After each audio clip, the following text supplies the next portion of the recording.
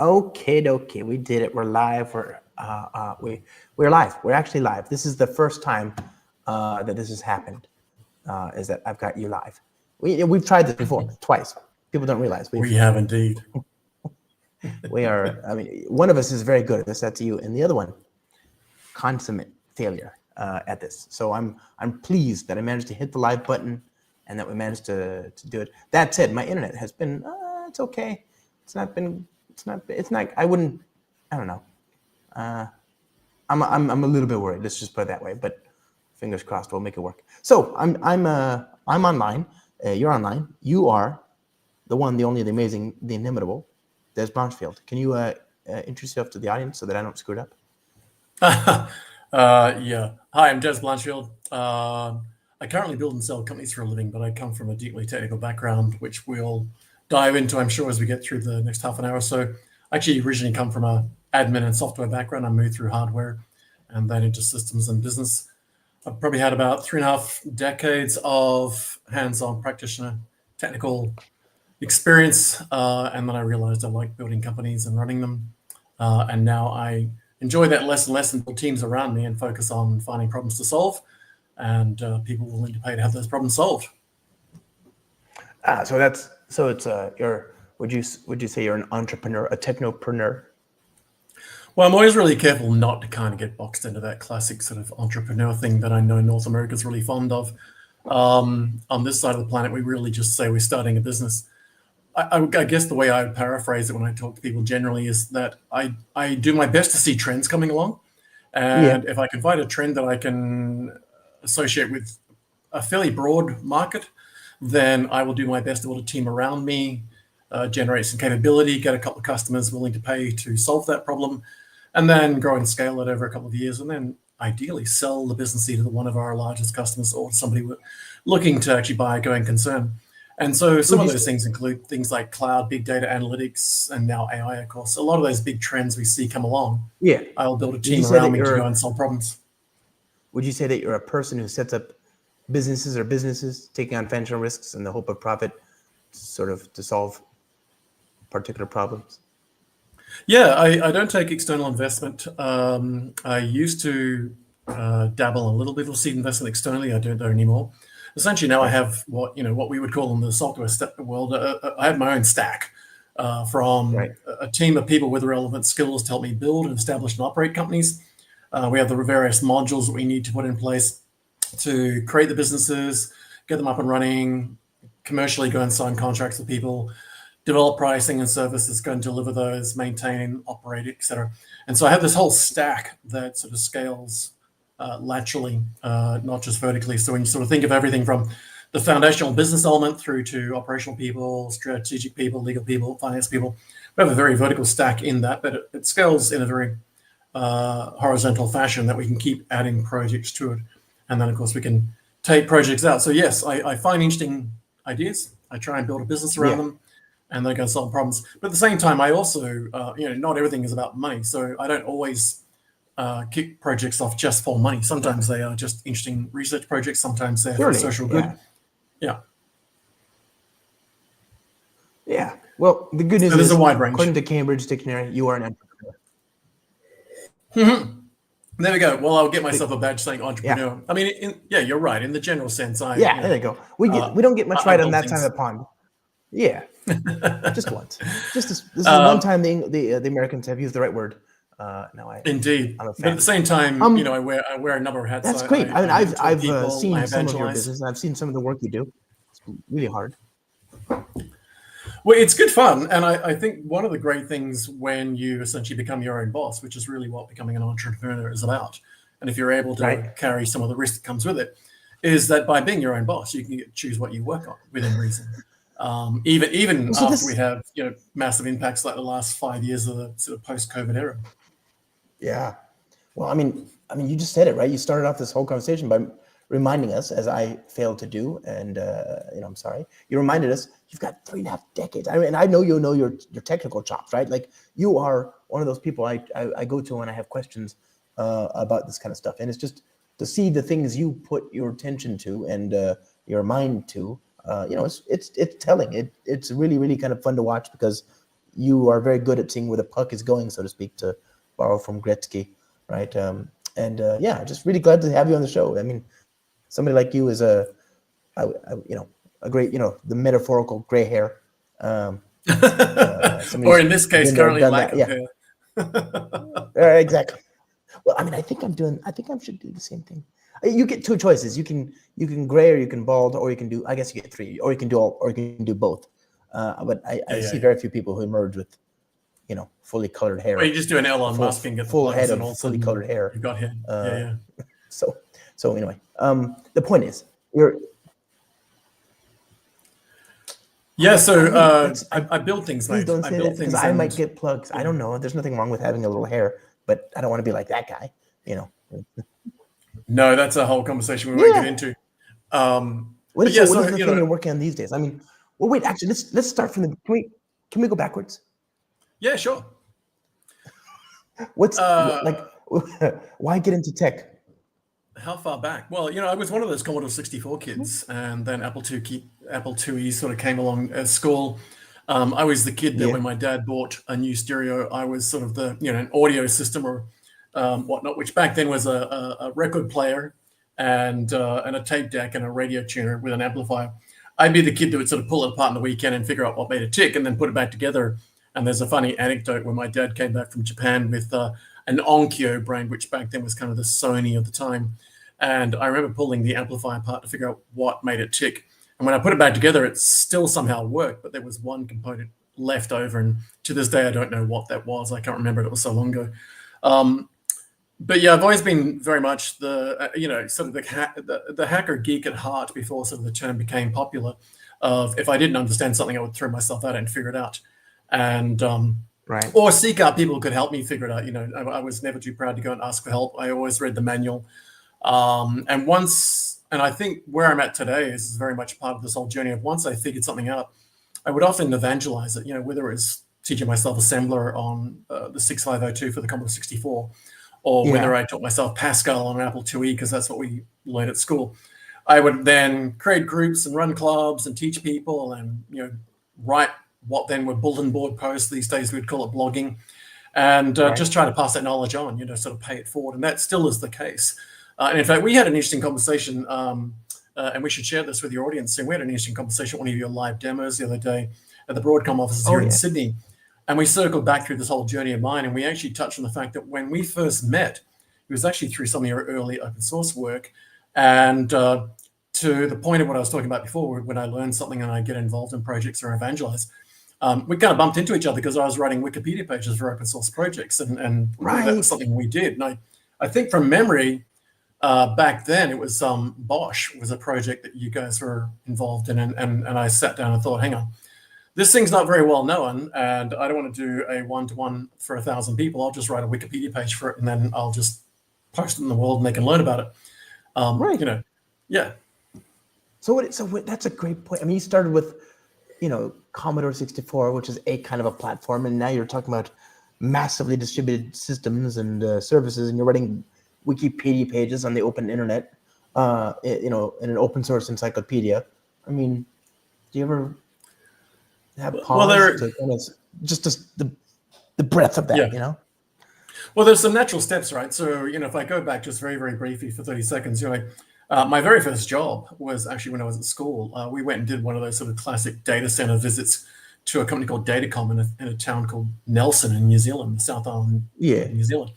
And we were there for like a few hours. They had that classic thing of our math teacher, who was a computer science PhD type fellow, was just having to teach math and computer science and whatnot, and brought along a bunch of punch cards and gave us a stack each and said, use your pen and pencil and poke some holes in, let them write some code. And for some reason, mine was the only stack of code that ran, and printed out a kind of a hello world type banner.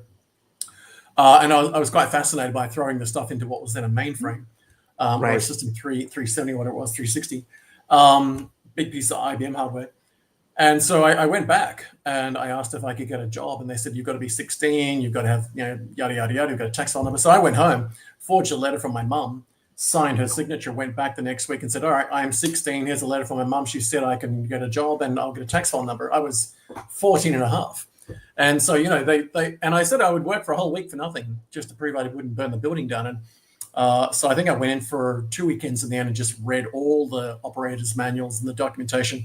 And I got started out just putting paper and 132 column line printers and tapes and tape drives and running batch jobs. And then just slowly worked my way through and, went from systems operations to systems software developer to app developer. Went through a couple of very interesting jobs like developing a foreign exchange platform, which these days we would essentially refer to as a high frequency trading platform.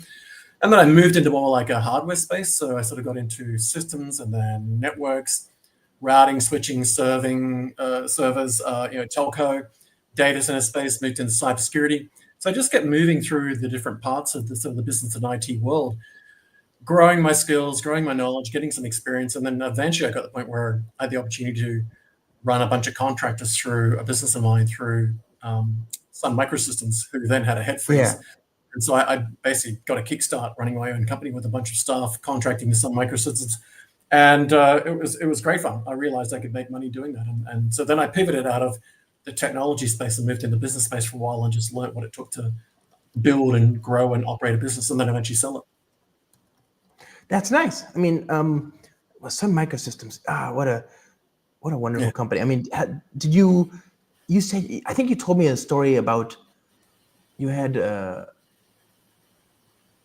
it wasn't Solaris that was running on those. You had, I mean, Solaris normally in Solaris and Spark, right? But you had some, the Fujitsu mainframes, yes. Unholy alliance. Go on. What was that story? Well, when you get to the point where you're playing with Big Tin, you start working on things like back then Prime and Cray and Sequent and Fujitsu and Hitachi hardware, and then all of a sudden you're not just working with one system; you're working with networks of systems. You're working with clusters. The network was the computer, Yeah, and when you think about like back in the day, Fujitsu, for example, they still build mainframes, but their mainframes run an edition of Unix called A+ edition, which is Solaris basically. So even to this day, you can buy a Fujitsu mainframe that either runs IBM compatible environments that can run COBOL and you can run your bank on it, or you can run one of the biggest Unix boxes on the planet.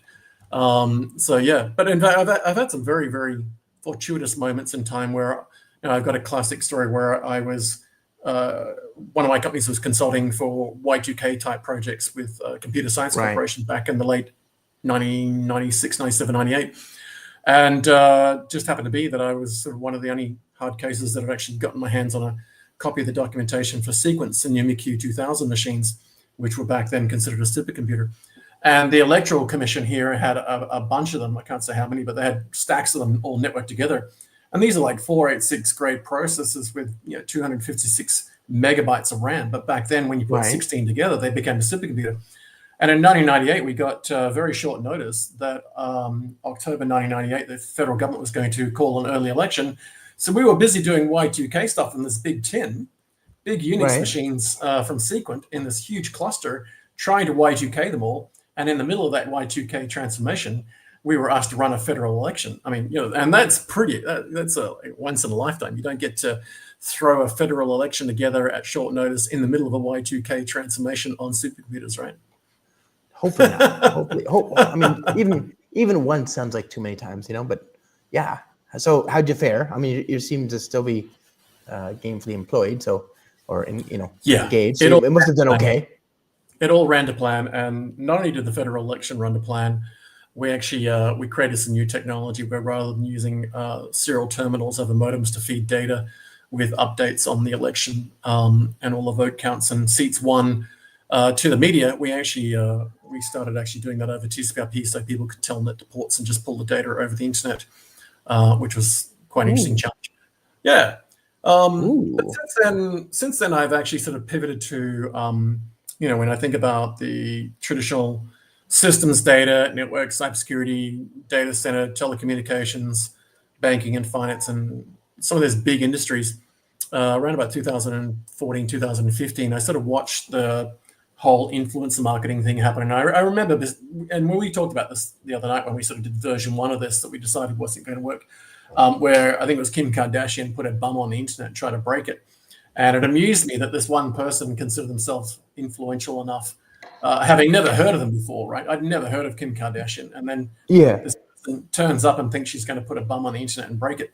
But it amused me, and I started doing some homework, and that's when I came across things like, the Cambridge Analytica impact on making Brexit happen in the UK, which was when the UK pulled out of the EU, right, or the European Union, and then Brexit being leveraged, or social media and Facebook being leveraged to get Trump into power, and 9 other world political positions. And it fascinated me that we were now in a situation where everything we'd been working on with regards to big data analytics and so forth, machine learning, in a business sense, was now being used in a social sense against people in anger in many ways. And so it seemed to be an interesting challenge to take that whole sort of digital and social space and apply it to B2B. And I sort of made this pivot then by end of 2014 to kind of kick off this pet project to apply some of that data science and analytics to digital and social content, and then meet consumers where they were, but for B2B content. Because if you imagine, when you think about that pivot for, like, CEOs watch Netflix, right? They don't really tune at 7 o'clock at night to watch a movie. And CEOs will read blogs and listen to podcasts and watch videos like this.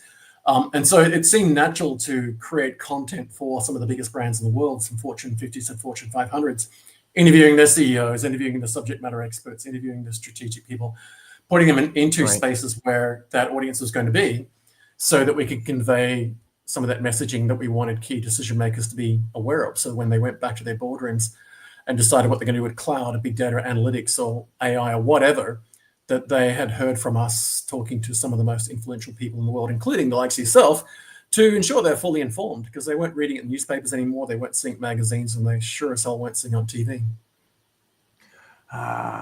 There used to be industry magazines. They stopped. We used to get these giant.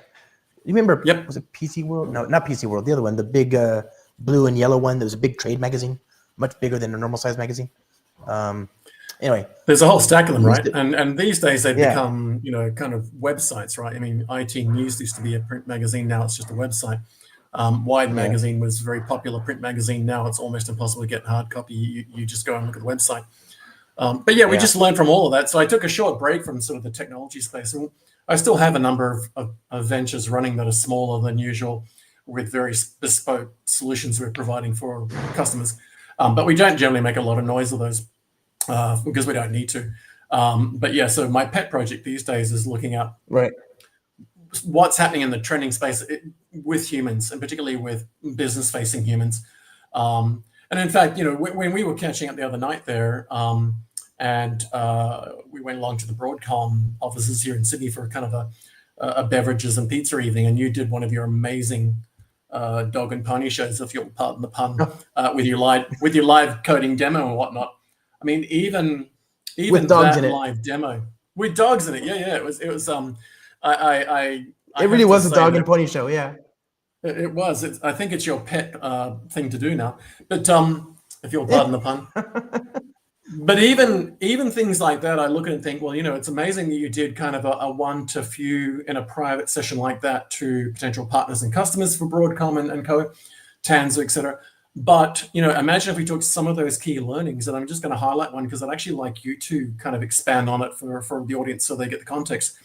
When you got to one of the points where you're doing the demos, right, and you talked about virtual threads, and one of the things that really jumped out at me that I am going to create some content on, and I would love to work with you on, is the business benefit of using virtual threads that don't have to go through the CPU, which means that you're not having to then get the death of 1,000 cuts in SaaS or PaaS or infrastructure service environments where you're paying on a per CPU basis. And so I look at things like that and think, well, how do I take that amazing insight and get it into the hearts and minds of key decision makers who are adopting lots of SaaS or cloud-based platforms, want to kind of go no code, low code, and get the flexibility you talk about in your development environments and constant evolution and DevOps, so forth. So it's capturing that kind of thing from subject matter experts like yourself all the way through to the CEOs of some of the biggest brands who sometimes just want to share their strategic direction so that customers can come along with them. Yeah, no, that stuff is super important to me. It's a very admittedly focused point in the obviously if you're a CEO, there's a good deal more to your purview than just the scalability of the software you've deployed. And I don't know that anybody would describe Java as a low code platform. Certainly, it's as No, no. by comparison with the mainframes of yore and your punch card code about which you spoke earlier. Surely it's a low code, but I think you're referring to more of these drag and drool 4th generation sort of services and systems that allow you to WYSIWYG your way to a system as opposed to build your own software. Is that a fair distinction? Yeah, and maybe for your audience, you can just give us a 30-second summary of what you're talking about with regard to those virtual threads. But the key point with that was it's less about CEOs understanding the code element, but more about CEOs understanding that code can be used to reduce operational costs and business costs and potentially risks, right? Because there's a commercial risk of getting a $100,000 bill for lots of CPU use of using real physical threads. There's a IO issue with regard to reads and writes. But more importantly, what I took from it, just for your audience, was there's a scenario now where if you're going to refactor code, if you're going to update software, if you're going to rewrite it in Java and whatever the case may be, there's a really compelling opportunity now to write a business case with a cost model that shows that you can dramatically increase performance, reduce risk, and cut costs. And from a CEO's point of view, they're always looking for those opportunities. I mean, the reason big companies are slashing jobs right now is purely cost cutting. They want to get the cost of running the business down. But if you are a CTO or a CIO and you have a Josh Long in the room showing you that virtual threads in your code base can reduce the amount of time in CPU that's required, your ears prick up. Your spidey senses go, wait, hang on a second, Josh, just say that again. I can build into my business case a cost reduction if we just refactor this code, for example. And I look at those things and say, okay, how can I get it into plain English, into boardrooms, so that can then come full loop back to you? I don't want the CEO to understand the coding. I want the CEO to give the CTO permission to go and get something refactored to get that benefit, if that makes sense. I see. Okay. Well, okay. So broadly, there's this, in the last 10, 15 years, there's been this subtle recognition in the Java ecosystem that when you use Java's I/O libraries, that is to say what you use to read files, what you use to do network calls and so on, you end up calling a routine, a function. You end up you're doing operations that sit there and they wait until bytes are available. And the problem is that as you start to handle more users, you're going to end up waiting for more bytes. And where do you wait for those bytes? You typically wait for them on a unit of concurrency in the server called a thread. And that thread is precious. And we don't want to just sit there and wait, because waiting, the threads are the only means by which to access the CPU. So if you're doing anything that isn't CPU bound, if you're just sitting there just waiting for bytes and you're not doing some sort of algorithm or some sort of processing of the data, then that's going to be a problem, isn't it? And so what we want is to make it so that we are never ever on a thread doing anything but working with the CPU, right? If you're doing anything but, then you shouldn't be there. And you can do this. There's been ways to do it. In the last 15 years, we've seen the introduction of something called reactive programming. And if you're an engineer, I don't think it's all that hard, but it is if you've got existing code, it can be a bit of a jump, a bit of a hurdle. And so the question then is, what if we have existing code that doesn't use this reactive paradigm, and you want to take advantage? You want to have that same efficient reuse of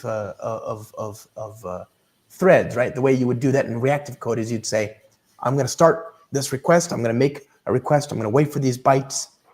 When they come back, I want to be put back on a thread. But in the meantime, don't let me stay here. I won't stay here, right? And that way somebody else can reuse that thread to do work, right? Because again, imagine you've only got 200 threads. Well, if you sit there just waiting for bytes, that could be a second. It could be milliseconds. It could be a minute. It could be a week. Who knows? Indeed. Every database call, every network call, everything could take forever.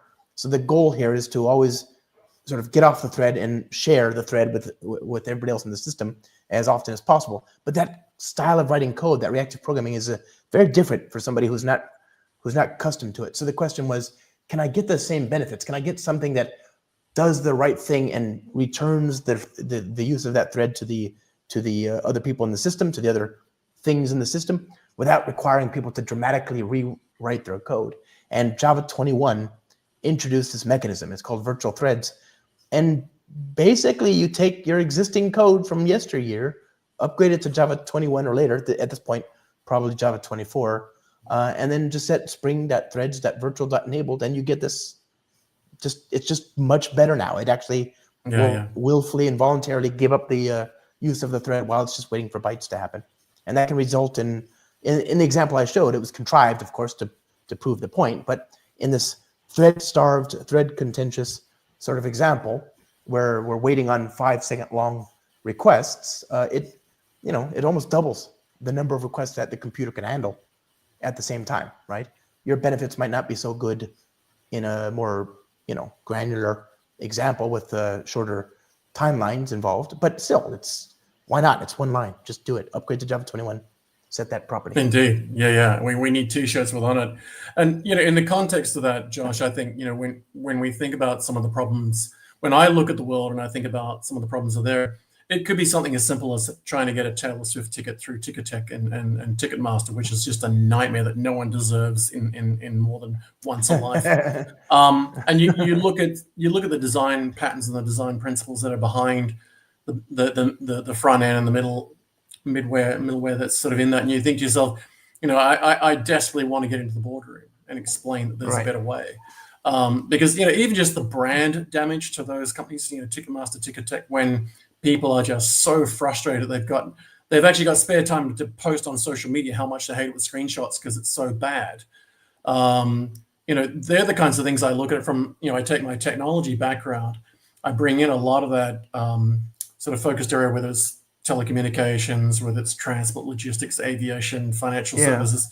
And I look at everyday challenges and think, well, what would it mean if I walked into this business and laid out a proposal to take them from where they are now to a better place?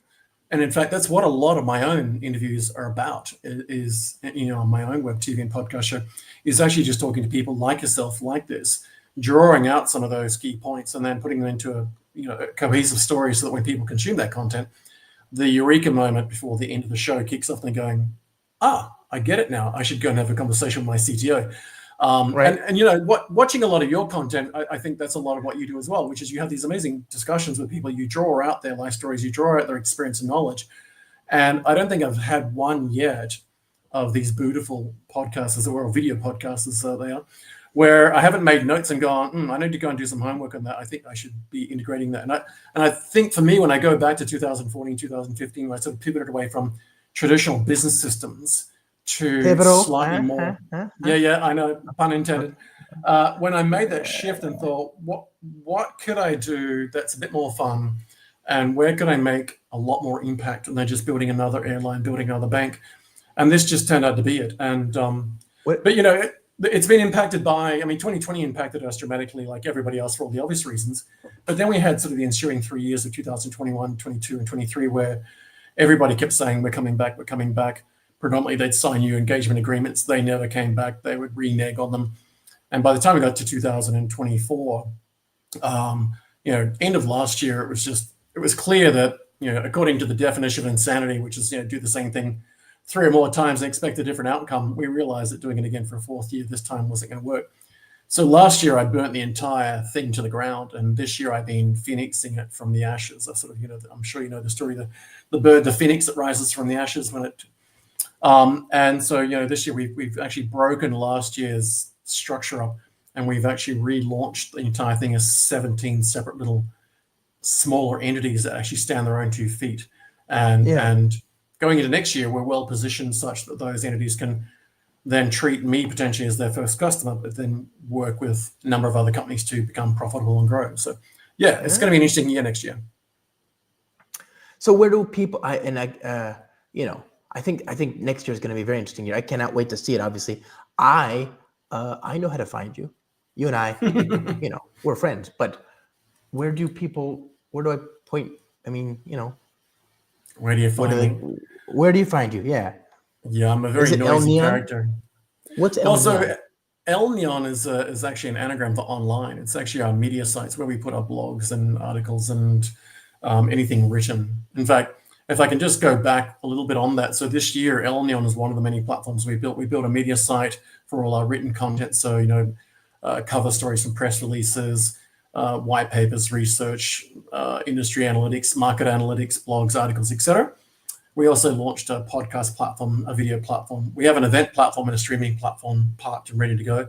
And the reason for that, I think I mentioned to you before, but for our audience who's tuned in now, was that we would do a lot of work on one side, building up an organic audience. And then we bring that audience into the content and often push them away from ourselves to go to third-party platforms for that content.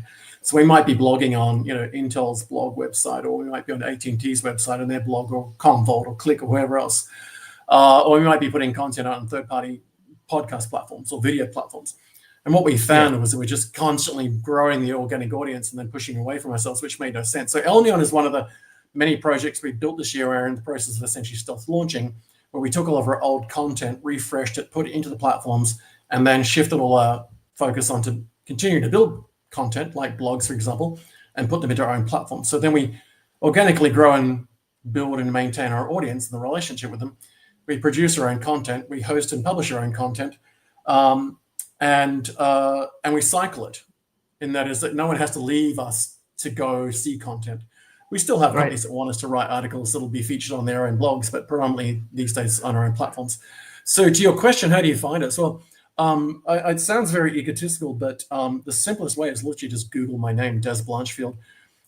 The web search engines like Google and Bing do a very good job of kind of cataloging the things that we do. And so if you go searching for us, you'll find us on various platforms. I think we're on about 17 different social and digital platforms, plus we have our own. So, the classics of Facebook Business, Twitter, Reddit, Quorum, LinkedIn, et cetera, or X as it's called now. But it'll be a cold day in hell when I start calling it X. I am going to be a Twitter diehard. I was there when we did tweets by SMS, and I will continue to do that. But I would love people to reach out. To your point earlier, what do I do? I mean, a lot of what I do is when people reach out, they have an interesting idea, they have a problem to be solved, I will dedicate my own time, effort, resource, and money in learning as much as we can about them and their challenge, what it is that they're facing, and see if we can't help them. And if we can't help them ourselves, we will go and find a business partner who can. Maybe it's a paying, maybe it's a customer or somebody we work with. If it's an AI problem, maybe it goes to Click. If it's a storage problem, it might go to Commvault.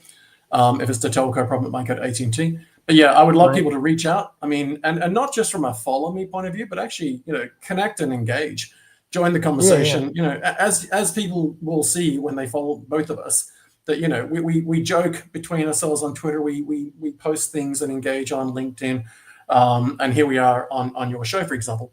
So yeah, I would love people to reach out. Just Google my name, go find what's of interest, and reach out. Don't just follow, but connect. I'm always up for a phone call, and just like this, where we do the old coffee and hangout, I do a very similar thing in a private sense, which is BYO beverage over Zoom, and we just take notes. This is what you're doing. So yeah, I'd love to. But I love what you're doing with this show. I love, for me, this is a web TV show, but I know it's a video podcast that Americans speak. But I want to congratulate you without being sycophantic on the amazing work you've done so far as an individual and the evangelist work you've done around your ecosystem. But this to me now is on par to kind of why I pivoted to the space well, which is you can now do one to many. If you get 30,000 people watching this a month, you can have one conversation with somebody like myself or somebody else on a topic, or hopefully someone slightly more technically appropriate, maybe as a coder or current coder. And, if 30,000 people a month see it, you don't have to have 30,000 conversations. You are doing it. So, I love what you're doing with this. I think there's a lot of growth and room for expansion on this. Thank you. And similarly, as much as I would love to hear from your audience to see if we can do some stuff together, I cannot recommend highly enough that your audience tune into this, hit subscribe, join the chats and post questions, and actually get into this, because this is kind of the next big step. I see this as the next big step. I think social media is changing and dying. I think old media is dead. I think this is the new normal, and I think the more that people like yourself are doing this, the more we can bring birds of feather together, have the conversations we need to have, if that makes sense. It does, and I appreciate it. Thank you, my friend, and thanks everybody for hanging out. Have a lovely indeed. Happy Thanks, Merry Josh. Christmas and Happy New Year too, by the way. Happy holidays, everyone.